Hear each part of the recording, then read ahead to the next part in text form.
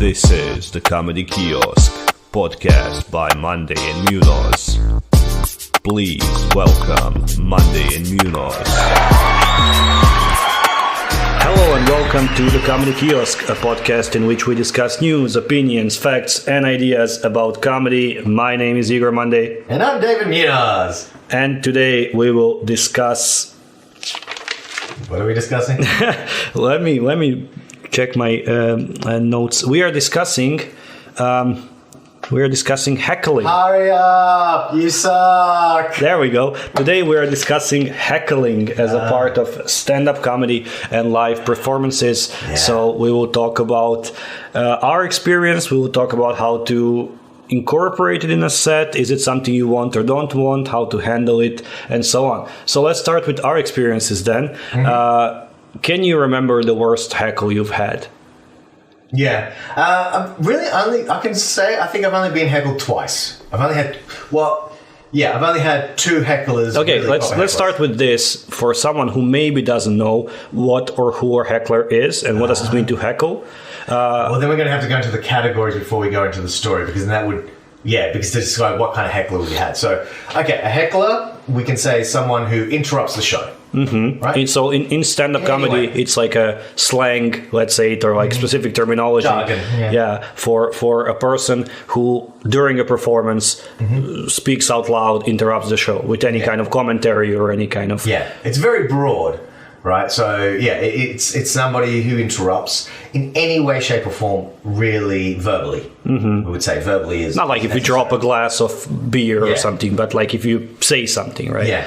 So we have, well, I would like to call like the enthusiastic hecklers in the sense, or the participant hecklers, the ones who get so excited, they're loving the show, and they just want to help in their way. They want to take part. Yeah, they want to take part. They're because the whole point is we're trying to draw the crowd in, and we're trying to make them feel like, this is a conversation that we're having. And sometimes maybe we succeed too well. Maybe we're just too good at what we do. And the person just forgets that actually, no, this is a show, and will be like, yeah, I totally agree with you. You're like, thanks, but I was in the middle of a sentence right there, and now you've just totally screwed up my rhythm. This is really based on the right pause and the right thing. So there's the over-enthusiastic heckler. Right, so that's one category. What's another one? Well, I would say there is a person that wants to be a part of the show. Not, they're not really trying. They're not like a bad person. You know what I mean? They're not trying to ruin the show. Mm-hmm. They're trying to improve the show by, participating, like engaging you. Mm-hmm. So not in a way that you said like enthusiastic participant where they just like comment or add stuff and so on, but in a sense like, okay, in an example of like Jimmy Carr, famous like heckler, put downer, whatever, how would you call it? So like people shout out stuff because they know it's going to make the show better. Like the banter. They want to create the banter, right? Yeah. So it's not like, if they go like, oi, you're a cunt. They don't really, they're not insulting him. They want to start the banter, right? Yeah, they mistake heckling with bantering. Yeah, I mean... crowd interaction like a host does. Yeah. So, I mean, the rule of live performances, I would say, is like speak when spoken to. Yeah. So that's it, and when there is a reason a comic is on stage with a microphone with spotlights, that's the one that should be talking. Yeah. But if he asks you a question, then of course talk to him. Don't pretend like you haven't heard it. But yeah, I think there is the enthusiastic one that just wants to be a part of the show or add something or has an opinion to vocalize. Then we have the one that wants to start some kind of banter, right? Wants to engage you. Yeah. And then I think we have I think there's another one before that. There's also the one who doesn't know the etiquette. The kind of person, as we were discussing earlier on before the podcast, the kind of person who doesn't realize that you can't just make, even under your own breath, like they're the accidental heckler where they don't mean to ruin the show. They don't want to participate in the show, but they give their 2 cents as if they're watching it at home on YouTube, like talking to themselves almost. Like they'll just make some kind of, well, you know, blah, blah, blah. And it's like you're not at home sitting on your couch watching a TV show where you can talk to the TV knowing that it's not going to ruin anything. Yeah, I think, basically what you said, I don't know the etiquette of like live comedy shows and that you shouldn't, even like to your friend being like, oh yeah, that happened to me, you know, like out loud exactly. and things. So things that's like the this. accidental heckler where they don't mean to ruin the show. They would like you to continue and do it well, but they don't realize that their actions or their words, they're interrupting, things are actually ruining it. Yeah. And then I would say we have like the mean-spirited heckler who just wants to say something bad. Sometimes it's for fun purposes, you know, like he'll kind of say something bad to see how you react, and sometimes it's really kind of person is or drunk or annoyed or bored or something like this. They're funnier than you. I can do a better job. Yeah, or my punchline's better. Yeah, but I mean, okay, so there is the funny guy, like I can do this better, so I'll say a punchline. There is this, but there is just like kind of this is boring, or like when does the comedy start, and this kind of stuff, kind of just provocations, you know, just like unsolicited provocations. So and it's like you want to start a fight. It's like it's like you want to start a fight with someone who's performing. Like what the hell? You don't go to freaking Shakespeare and be like, "Your King Lear sucks. You can't do a King Lear properly." That's not a word. Let's go down to the alleyway. I'll freaking teach you a lesson. Let's taketh this outside. I think like the first three, I guess, I think are not a problem if you can like manage it on a level that it doesn't affect the set or the show too much, you know, because I think because they're not like mean-spirited, you can tell them don't do it. And I think they will not do it. Like, because the one that doesn't know, the one that just wants to participate and so on, you tell them, oh, can you please not speak during the performance? And I think at this point they will stop, unless they're kind of drunk or something and they just can't control themselves like willingly, right? But the last one, both of those, like both I'm genuinely bored or don't like it, so I'll say something, or I think I'm funnier, so I'll say something to be better than you. I think that's a problem in comedy shows. Yeah, absolutely. This is what I was wondering, because it was interesting. I was talking to a friend recently, and he's actually been to a couple of our shows, and we were sitting down because he's interested in comedy. He's now been to like one or two of our shows, and he's even kind of like nut about maybe getting on stage sort of thing. But he asked me an interesting question, which, you know, most people ask you, who is your favorite comedian, right? He asked me instead, who's a famous comedian that you don't like? And I was like, ooh, that's a different way of putting it. And for him, he said Jimmy Carr. For him, it was Jimmy Carr. He's like, I don't like Jimmy Carr because he's very popular and everything, but I don't like it. And I asked, okay, why is that? And he talked about the fact that, you know, all like when he puts down heckles, the vast majority is like things about your mother sort of stuff. And he goes, it's always attacking someone's mother or their brother or their da-da-da. It's like, it's very kind of like below the belt as he saw it. And the interesting thing is later on I started thinking about that and I was like, if someone were to say, what are Jimmy Carr's best bits? Like, I like Jimmy Carr. I've seen his like comedy specials and I've laughed.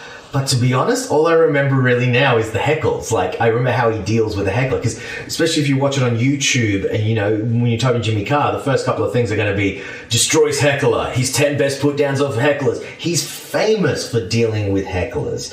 In a way, so my point is that is heckling just part of it? Like, you just have to deal with it. It's never going to disappear. It's now part of the comedy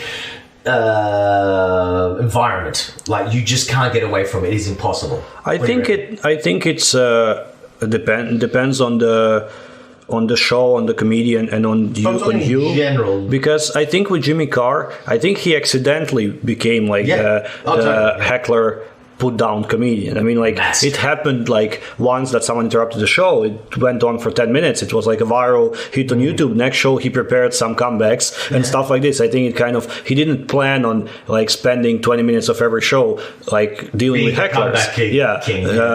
But then what happens is he did a show maybe 3 years ago in Croatia, and I actually wanted to go because I was planning on going home at like a similar time, but then like something happened or I moved it or whatever, so I couldn't go. One of my really good friends that really likes stand-up went on the show. Basically, Jimmy came on stage. He was maybe like 5-7 minutes into his show. Someone went, "Oi, you're a cunt."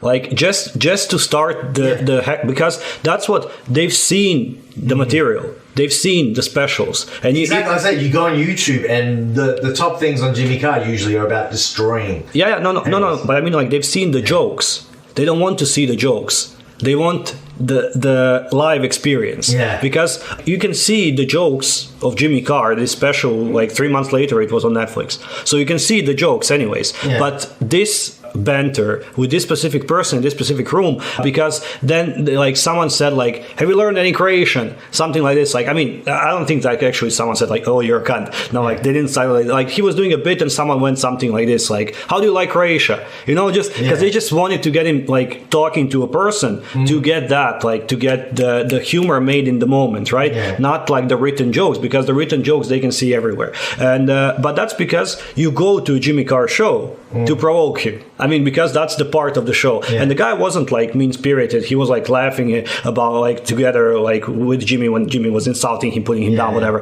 and so on. So it's, but you know, it's kind of, you go to a horror movie, to a cinema to feel afraid. You don't go to a comedy to feel afraid. So like you go to Jimmy Carr show to heckle. But I wouldn't go to like I don't know who's a comedian that I wouldn't heckle, like someone else, whatever. You know, like I just, it's kind of, it would be maybe out of place. John Mulaney? No, for example, I remember again, like Dara O'Brien when he was in Moscow. I think he did 2 parts. So like 40 minutes intermission, 40 minutes. I think 20 minutes out of the second 40 minutes was like audience interaction. I wouldn't call it crowd work and I wouldn't call it heckling, but it was kind of people's, like, he was asking some stuff, but he was asking like one person, what do you do? And then someone from the other part of the room says, he doesn't speak English or something like this. And then he's like, what are you, his lawyer? Like, you know, and then it goes into this banter with the audience. So I think it's okay when it's, how would you call it? Not consensual, right? When the comic wants it and the audience wants it. So I think with Jimmy Carr, it's like this: he wants it, they want it. Why not? But it's like when someone's just interrupting you, you know, like I don't want it. If I'm doing my set, don't interrupt me. So if you interrupt me and I don't want it, you're like, you know, you're forcing yourself, your stupid little joke or stupid little comment on me. So right. So okay, let's say now we understand the types. And we understand like why does it exist in comedy, I think. So we started with your experience of hecklers. You said there were two.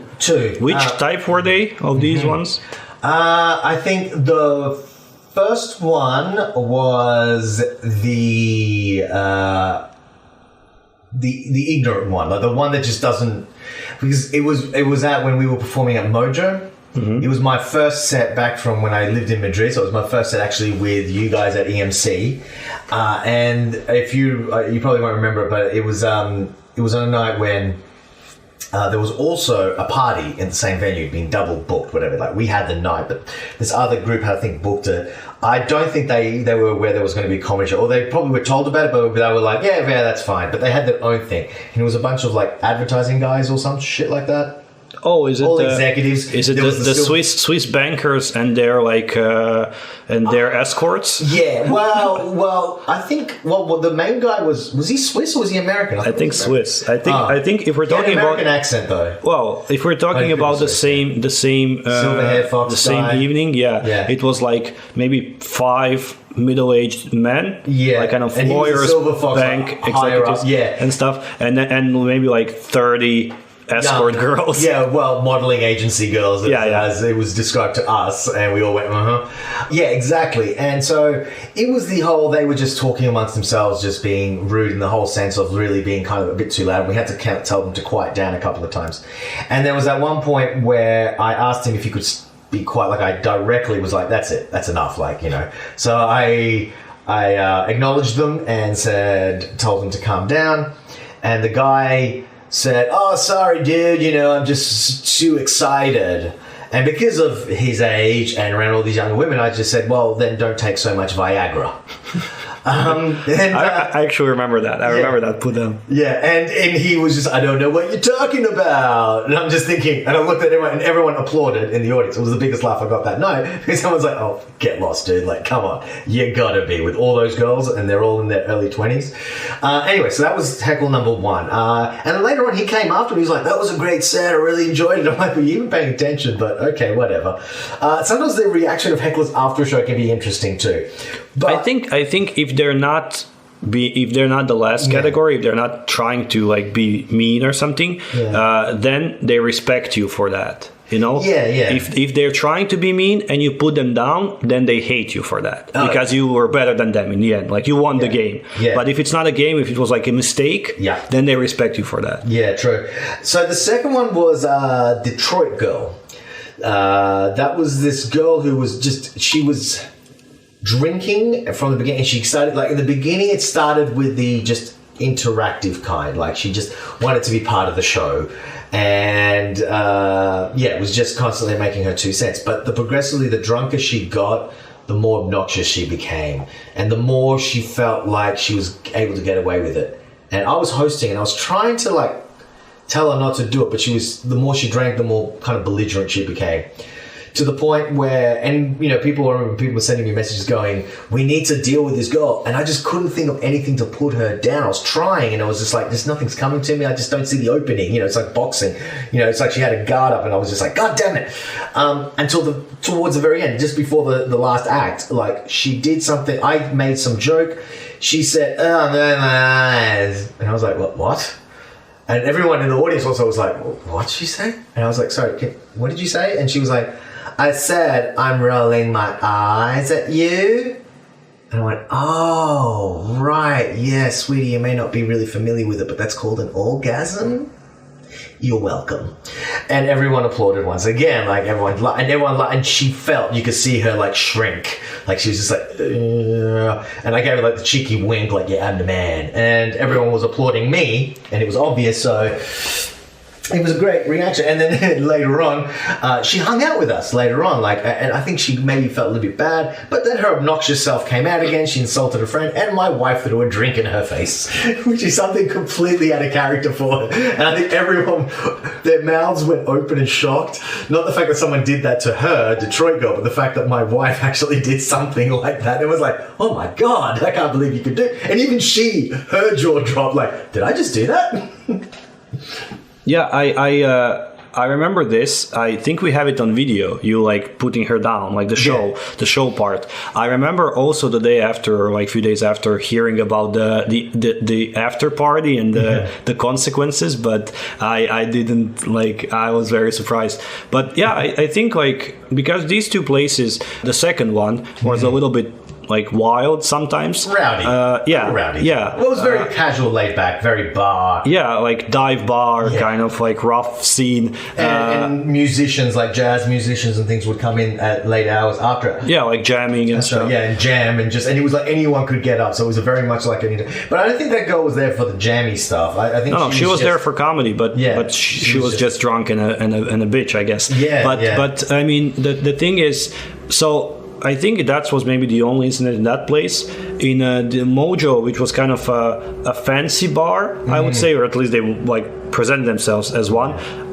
I think that double booking was the reason for that. They wouldn't be there otherwise. Exactly. And we had no such incidents. I remember back in the day when we did like Friday, Saturdays at Jim and Jack's, it used to be... And actually when we did shows in places that were not... like, because we were lucky with Mojo, for example, because it was always empty in the evening. It's more like a day restaurant, lunch kind of place. So in the evening, no one bothered us. This one, it was kind of... for friends. So also people, it's not like a public place, it's not like a walk-in place and so on. But when we did shows in some places where there would be like 30% of people are there for the show and 70% of people are there because of the bar, then like we had situations escalate. I think on one of the podcasts I talked about the situation with one of our comics getting headbutted during the show. Wasn't that Gleb? Yeah, it was. Hey Gleb. Hi, Gleb. That's And then on the other one, that another host and organizer of that show got into like a very loud argument and kind of almost became physical with one of the audience members. And but I mean, that's not. I wouldn't say that's heckling. That's more like you're interrupting my evening, and I don't want it, right? Yeah. But actual heckles, like when we I think Detroit Girl is an example of an actual heckler. Yeah. So, but we did have people who, I'm not sure that they came for the show or they didn't come for the show, but they were at the show, like they stayed for the show, and that was a separate room, so it means that they were there on purpose, right? That would be in the back of the bar. That's always where they are, like the darkest corner, because if you're sitting in the front, you're very unlikely to expose you, because everyone can see you. When you're the last one, you know, like you're the last voice, no one can see you. So it's kind of behind, back of the bar. People would, we had like proper hecklers. I mean, like when I say proper hecklers, it would be like, I don't know, I'm hosting a show and literally 3 minutes in, I'm like, welcome to the show. This is a Friday stand-up show. This is what we'll have. And someone goes like, I thought this was supposed to be funny or something like this. Like, and where's the joke? And things like this, you know, like you're not even like, you don't even say the punchline and it like bombs, you know, falls flat and someone is like, that wasn't funny. No, it's like just kind of, you're doing the setup and someone is like, where is the joke? And things like this, like really mean-spirited, like heckles. We used to have it. There was a period, I think, of a month or two when almost every Friday there was a person like that. Wow. And I remember we had like several kind of how to deal with hecklers workshops because people didn't want to go on stage. Yeah. I remember once there was a girl, I don't remember where she was from, but she performed, she was in Moscow maybe 2-3 months. Yep. And she came like on several open mics because back then, like Friday, Saturday evening, we had open mics, so anyone could perform. Yep. And she came like the person, I remember it was a man, and it was like an older man. I mean, like older, like let's say 40, right? Yeah. I mean like older man, like grandpa. I mean, you're like just saying like me. No, you're saying like me. No. I mean like older than. It was a craftsman. It was a man that was twice her age. That's what, like she was like 21-year-old girl, and this was a 40-year-old man, right? And she was saying something like, you know, whatever. I'll give an example about sex, whatever. And he was like, you shouldn't be doing that.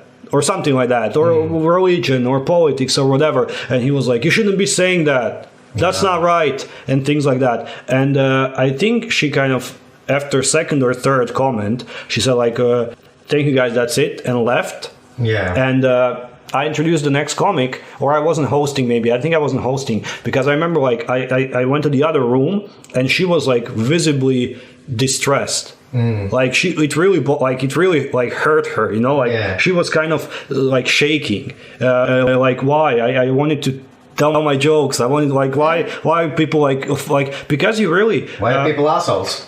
Yeah, I think people don't understand this from the side when you look at it.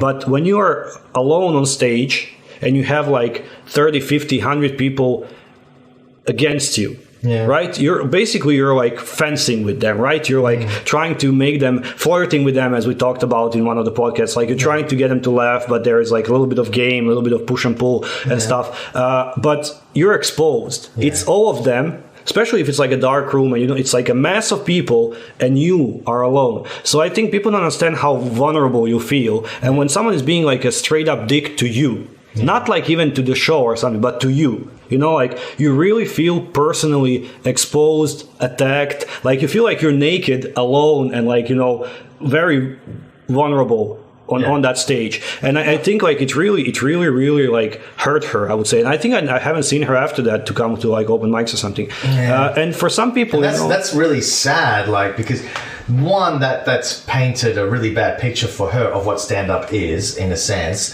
Who knows? She could have had some really brilliant material, and because of one person's disliking or uptight values or whatever, is never going to perform those again. And secondly, that could have been the thing that helps her really kind of, you know, have a good life, be creative and create things and stuff. And now this avenue's maybe been cut off, and it might have been one that she's good at, or at least to be able to say she's done. It's really kind of sad. Yeah, it'd be like someone who who, like being an artist, like if they were going to start painting and at 6 years old, you were going, oh, that's crap. You call that a stick, man? Get rid of it. Come on. Yeah, but it's not Where's even... the hair? You're useless, son. Never pick up a pencil again. Like, yeah. I mean, you have brought up some stuff now, but I mean, the thing is, it's not even like that. I think it's more like, you're painting your beautiful, I don't know, whatever you're painting, nature, right? And someone just passes by, spits on it, and continues walking. I think it's like that. You can continue painting. You can. It's not even like, it's not a feedback. It's not like, this is not good, you'll never be a painter. It's not like that. People don't heckle in a way like, this joke was not well structured and I didn't laugh. Yeah. They don't heckle like that. You need to put the punchline at the end, honey. Yeah. At the end. So they heckle. It's really like, it's passing by, spitting on the painting and moving on. And you're like, what? I can wipe this off, but it ruined the painting. Yeah. And like, do I want to paint again if someone's going to come and spit on it? And I think it's like that. And for example, yesterday, we had a show yesterday, and there was a gentleman who was in the back in the dark. Category of heckler, please, Igor. I really don't know. Because I saw him like, no, I mean, I think he enjoyed the show. Sometimes people are like kind of grumpy, or I don't know, tired, or I don't know why they are at the show, but they are, or they just get too many drinks and become like kind of afraid to be an asshole or whatever. And they kind of, you can see that they, let's say, hate it. Not hate it, but kind of, they're either jealous of you being really funny, or they think they can do it better, or whatever. And that's I saw him laughing, I saw him enjoying some bits. So I think he was trying to be playful, but he was like, just not a playful fella. Yeah, he was mean, right? It came across. I thought he was the last category. He was just the dick. The dickish one who... Maybe. But anyways, so what happened was, right, we had this like audience interaction show thing, and I was doing some crowd work just to warm up the audience and to get them like talking to the comics, right? And I've asked a question, which was kind of, who was at the show before? I think that was the question. Yeah, you were narrowing it down. You started with who's been to our shows before, and then someone said yes, and they said it was a Russian show, and you went, oh, okay. Who's been to an English show? And some people responded, clapped to that, and then it turns out it was for like an open mic or something like that on a Tuesday. So then you're like, okay, who's been to our Saturday shows? Yeah, because you're narrowing it down to who's been to one of our paid specials before. Yeah, basically what I was getting at, I wanted to get a person who's been to the show, but not just an open mic, but a show on the weekend, and to get them to, like, let's say, use 3 words to describe it. Yeah. Something like this, like to get the audience going, right? Yeah. So I asked the question, like, who's been to the shows before? And the guy said, the other guy already asked this question, like, think of something new, right? Something like this. Don't be repetitive. Yeah, something like this. And I'm like what? Like at first, like I didn't get what does he mean, like, because I'm asking the same question, but like narrowing it down. Yeah. And he was like, the other guy already asked that question. Think of something better. Think of something new. Something like this. And I was like, so do you it's not illegal to ask the same, like, do you? When people ask you what is your name, do you say, "Oh, think of something better, think of something new," and things like this? And he was like, "Now you just He said you were avoiding answering the question. Yeah, you're avoiding the answer. I'm like, you haven't asked me a question. You just like told me what to do, and it was out of place, and something else. And I said, well, and then he said something again. Like, I don't remember exactly what it was. Yeah. And I said, well, maybe that's because you're a show interrupting asshole. Something like that. And he was like, asshole, I'm an asshole. That's not how you talk to your, like, paying audience. I paid for this show. I'm like, you haven't. Because it was just like, someone pulling shit out of their ass to make themselves seem. It was like, I bought a ticket for the show. I'm like, this show is not ticketed. So nice try. And then I like asked to turn on the light. Because I wanted, and I think this is also like, I think people really feel safe when they're not exposed. Oh, where was he again? You haven't actually mentioned where he was. In the back, in the dark. Wow, what a coincidence. Yeah. So people like and then when the lights went on and everyone turned around, he was like, this is not nice. You're putting me in the spotlight, like you're turning the audience against me. Oh my God, that part almost cracked me. I was just like, what the... because that is the classic way on how to handle a heckler. Every comedian, when they talk about heckling, they always say the aim is to turn it around and make the audience turn against. That is the most effective heckle, because that's how you get them to shut up for the rest of the show. Because then they cannot. It's how you muzzle a heckler, because otherwise they will continue to make comments whenever they feel fit. Yeah, I mean, if it's one of the first three types, if they're like the accidental or the whatever interruptive participative heckler, you can tell them. You can be like, please, like quiet. But if it's the heckler that wanted to heckle, then the only way is to do exactly that, right? But it's kind of funny, like you're putting me on the spotlight and you're turning the audience against me. That's exactly what you were trying to do with the phrase, think of something new. You know, like you're trying to be the funny one and turn the audience against me. A performer who you, in your words, paid to see, even though there was no tickets. But let's say that he bought it. So he paid to see someone and then to like turn the audience against that person he paid to see. I don't know, like, what is the logic of that? I know, like, the logic is what mystifies me. It's really like, it's kind of, Jimmy Carr has this joke, like, why do you beat your own wife? It's your wife. It's like keying your own car, you know. Like, but this is the same. Like you buy a ticket to enjoy an evening out or whatever, and you ruin it for yourself and for others. It's really like buying a car and then keying it. Like, why would you do that? So, anyways, and then like the lights went dark and I was like, stay in the dark where you belong and be quiet. And it got some laughs. People like kind of, and I think the other part was you asked him his name. That's the part that I liked as well, was you asked him what his name was, and you could tell he was coming up with something, like he was like, Johnny. And he was just like, oh, fuck off, you're not a Johnny. Oh, the other thing I loved was he's wearing a cap indoors, covering the top half of his cut, like shading. Even when you turn the light on, you couldn't see his face fully. He was like, the guy was like in the dark. It was just like, and you're wondering why no one likes you. He obviously came here to be a dick. Oh, that's what it seemed like. It's like, wow, you are the heckler's heckler, where you just came to be an absolute dick, and then you're shocked and surprised when people don't like it when you're a dick and turn the dick against you, like, you know, make fun of you and use the same tactics back at you. As we said, Johnny, I remember you going, yeah, that's not your real name. We all know you made it up, or something like that. Yeah, and everyone just went, like, come on. And that was like the nail in the coffin, I think, for him. Yeah, I mean, that's the thing with...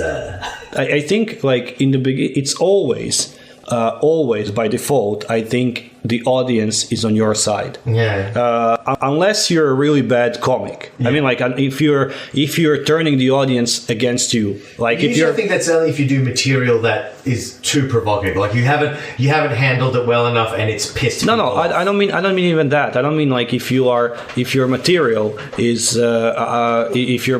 like taboo or unfinished or crass or something. I think more if you're like actually insulting people, you know, like there are some comics who like, shut the fuck up, this, that, you know. So then the audience will turn against you, like without even a need for a fuse, like a heckler. But if you're doing well, or if you're at least trying, and if you're nice and so on, I think the audience is always on your side. So, but when a heckler heckles, what happens is he challenges this balance, I think, because it's like you and the audience, you're like dancing tango, right? So like you're playing this little game, and then like what a heckler does is like he throws some like pearls under your feet, like dance now, bitch. So like, you know, it's your, like, you have to find that balance again. And the easier way to do that is to fucking step over and step on the fucking pearls, you know, don't avoid them. So what do you think? What are some ways of handling a heckler? What would you Now, this is actually, I was just thinking about it while you were talking before, previously. Thank you for not listening. No, I was paying attention too. It popped in for a split second. But it's the idea because you're in the middle of your set, sometimes what I have found difficult when someone has said something, not the proper mean-spirited heckler, which I consider the proper heckler is the asshole, but the other one's the accidental hecklers, or the... what's the word? Inadvertent? No. The not on purpose hecklers. Those ones, sometimes they'll say something, and the problem is you're halfway through your bit. You're just focusing on what to say next and making sure you don't forget to pause, or, you know, you do the hand gesture or facial expression or whatever, that you actually miss what they say. So many times people will say something, I will not hear it. And I think that's also part of it, because a lot of times I've noticed, like, comedians will, ignore it.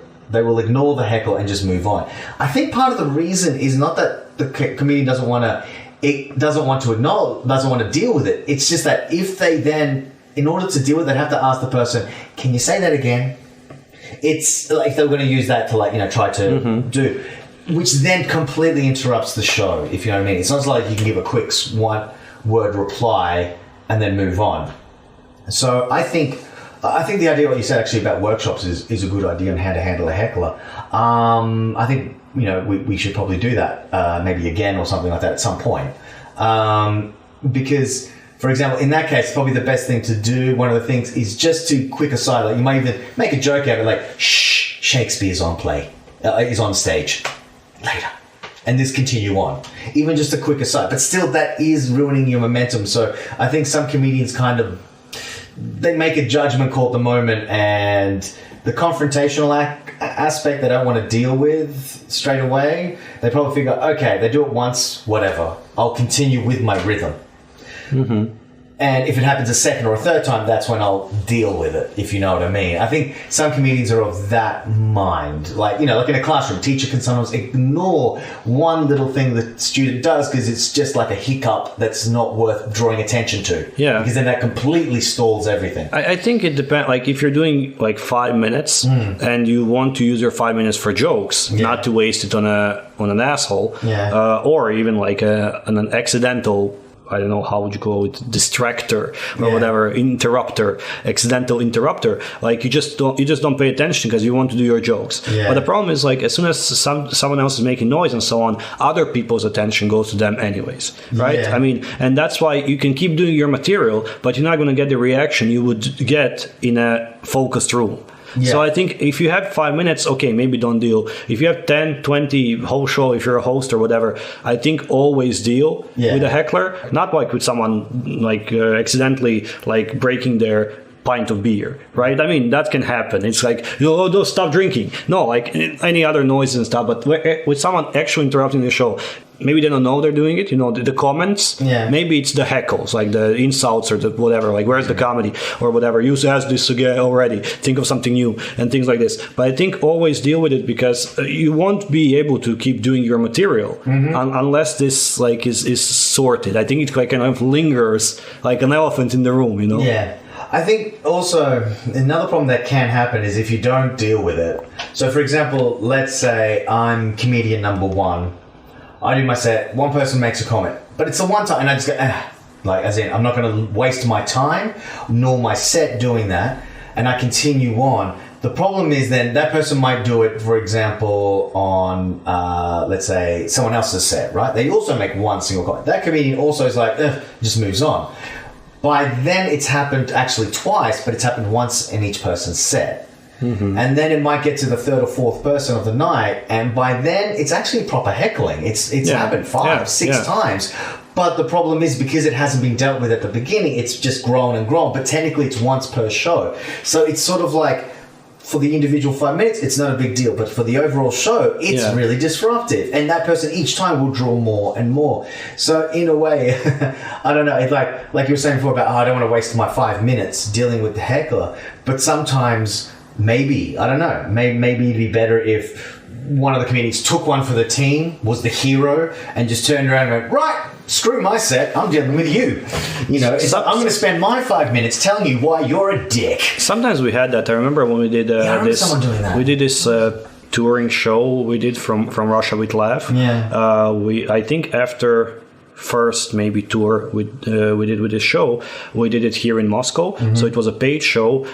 We had like a full room, really nice room, and there was a girl who was like commenting Okay, so she wasn't saying like, this is not funny, where's the comedy, you said this already. No, she was like saying Her kind of 2 cents, YouTube, YouTube. Yeah, it was like so I went to Budapest last time, and she was like, oh, Budapest is nice, like this kind of stuff. But she was in the front. She was in the front row, and every time she said something, people would like turn around and see like what the fuck. So it wasn't like mean, but it was rude, right? You don't speak while other people are performing. Oh, and particularly, it's not even. I would say it's not the person it's rudest for is not the comedian, but everyone else. Did you have the golden ticket from Willy Wonka's Chocolate Factory? Like, what gives you the right to speak, but no one else does? Like, you didn't get a special ticket, goddammit. Yeah, and it's not only like an interactive show for you, Yeah, exactly. But anyways, so and Gleb was hosting that show, I think, and he spent actually he was doing a set. He had like 15 minutes set, and he spent maybe like 10 of those 15 minutes just putting her down. And he did, because like when he started talking to her, kind of like, have you ever heard that you shouldn't talk to like you kind of nicely? She became, I think, because it's you get defensive, and then she and that guy last night. It's like you yelled out and said that the show was shit. But then she became like mean because she was like, fight back, fight or flight. Yeah, but why do you think you can like talk to me? And in the end, I mean, like, of course, audience was on our side, on his side. He like put her down 2 or 3 times, because like he would put her down, she would be silent for like 3, 4, 5 seconds, think of something, and then she would say something again. And in the end, like, he put her down, and she sat there kind of red in her face, kind of angry and embarrassed, I think, both, until the end of the show, without like making a peep, like kind of completely silent. And I mean, like, she not completely, like, she actually laughed, and like she enjoyed the show, but she was that's just. That's part that shocks me. It's like, how can you forget that you just got ridiculed as shame for being an idiot, and then that is hilarious. It's like, I mean, but or is it like denial, where they're just like, I just want to forget that ever happened, and I'm just enjoying the show. But what are you supposed to do? Get up and leave? Like, if it's like in the first 20 minutes of the show, and you actually want to see the show, and you consider comics funny, like, you shouldn't get up and leave. I think you should stay and enjoy the show. It's just like, you made a problem, we solved the problem. And now let's move on all together, So I think everyone, let's all move on to denial together. Thank you very much. And this never happened, as long as she keeps her mouth shut. Otherwise, we title of my sex tape. So the thing is, I think with a lot of our comics, and maybe it's the problem globally, right? That people they're not ready to engage with a heckler because they're not sure how it will end, because it can end bad for a comedian. Oh yeah. Like let's say that the heckler is like an actually good heckler. I mean, like, good with banter or good heckler, professional heckler. They go to many concerts. They get paid to heckle. Yeah, I mean, like, witty, funny, or like, smart, and can really like give it back. So that's why, like, I think I've seen some comics ignore. It's like getting into a fight. You don't know who's going to win, really. Yeah, but like, but you know that you're not ready for it, or if you're ready for it, right? Yeah. So I think a lot of our comics are not ready for it, not just when they get a heckle, like, this is not funny. Not this, but like when someone is like, I've been to Budapest, and someone went, Budapest is nice. They don't know how to react to this because it's not mean-spirited. Yeah, but also, like, if they say, "Oh, can you please be quiet?" then like they're kind of an asshole for telling people off, for like shushing the audience. But if they, they just don't know, they don't want to get engaged. They don't want to engage with the audience member. And I think a really good way of dealing with this is having like a prepared answer. Like in any, and I know, I was actually like, thinking about my golden ticket comment that just popped into my head before. I'm like, I gotta use that. Yeah, but it's like, I think it's like a bit long set. I think it should be, if I remember right, Helgi, the Icelandic comedian that was in Moscow and in St. Petersburg, performed with us. I think it was him. If it wasn't him and it was someone else, and I'm just like giving him someone else's joke, please let me know, and I will in the next episode correct myself. So I think it was him. Basically, when the audience would make noise, he would be like, "Do you know the word audience? You are audience. Do you know the word audience? It comes from Latin audire or whatever, which means to listen." Yeah. Like, I speak, you listen. So like, I mean, it's like it's a sentence, right? But it tells people what they shouldn't do and like why is this bad, right? It's not kind of putting them on the spot. It's like just kind of describing the audience means shush. Yeah, and I actually like that because he's not actually singling out the distractor. He's talking to everybody. Mm-hmm. He's just reminding everybody that you are listening, I'm talking. He's not even actually acknowledging the heckler. I do like that. So something, I mean, like, this is kind of a intelligent, like educated answer. Like, audience comes from the Latin word, which means to listen. So you know what is true. I mean, it can be just like some kind of funny little dick joke. Like, I mean, Jimmy Carr does those, like, your mom, like, this kind of stuff. Yeah. Most of them are based on that kind of, family or whatever, mom thing. But just like a small little answer to any, like, to any heckle. It can be intentional, unintentional, mean or not mean, whatever. But, to prepare like a little phrase or like a little comeback for that situation. And usually, and if it's a funny one, then people laugh. Yeah. So you got a problem, but you solved it successful, right? You turned it into you had a risk, you turned it into an opportunity, right? Yeah. For a laugh. Yeah, but you got to be willing to give up your set there, or at least shorten it, maybe, or. Well, that's a sentence, so you're done. Like, it's under 5 seconds. True. Hopefully, yeah. If you don't keep it going, I think the only problem with that is that like you think of the comeback, like for example, I might do the Willy Wonka's golden ticket, for example. I might go, okay, I'm going to use that. Like next time, it's like, did you get Willy Wonka's golden ticket? No, then you don't have the special price to talk above anyone else, and move on, like something like that. But I think not the golden ticket thing, because I'm not sure people will get the reference. But of course, you can ask something like, "Oh, do you have? Did you buy the special ticket where you get to talk back? Yeah, where you get to talk back? No, just a regular one. Then shut up. Yeah, exactly. Yeah, something like that. Like, oh yeah, that was an extra 2,000 ruble. Sorry. But the thing is, I probably forget that. That's what I mean. Because the good and bad thing about our situation here in Moscow is actually the hecklers don't happen that frequently. Yeah. Really, they're not a big part of the Moscow comedy scene. So in that regard, we don't get that constant, like, okay, practice at it in a way. That's why I'm really curious. I would love to perform in places like London or something, and in the more gritty, but I just want it because just to see what it's like. And I guarantee you, a heckler heckles me, I will crumble and I will not know how to deal with it. But that's the whole point, is to put myself in that situation, to figure out what's my way of dealing with it and making those mistakes. Like maybe yelling back and then realizing after the show, shit, shouldn't have done that. I look like a dick. But learn, I mean, I think, it's good and bad here. I think nowadays we get mostly the first and second category that we talked about, like people who just don't know the etiquette and they don't know that they shouldn't talk or they shouldn't interrupt. Or just overly excited like a puppy peeing on the rug when he sees you. Yeah, like that. But so I think that's mostly what we get now. But it's people who really want to be at the show and listen to the show and laugh at the jokes. They just don't know that they shouldn't speak because it's not TV, But I think if we form like a comedy audience who knows stand-up and so on, because I think heckling, it is a part of live stand-up. Like it's part of this culture of stand-up as well.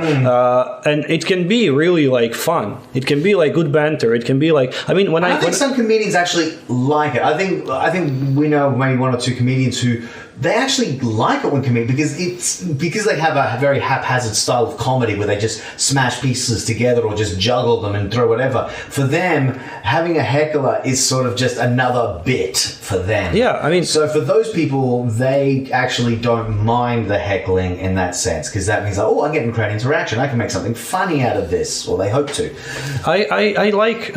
This is the line between heckle and, let's say, some crowd work or audience participation and stuff, because I remember like maybe a few weeks ago I was doing some crowd work and I was talking to one girl, and she said something like I've been to Israel recently or something like this, and then another girl from another part of the room just kind of raised her hand and yelled, "I'm a Jew."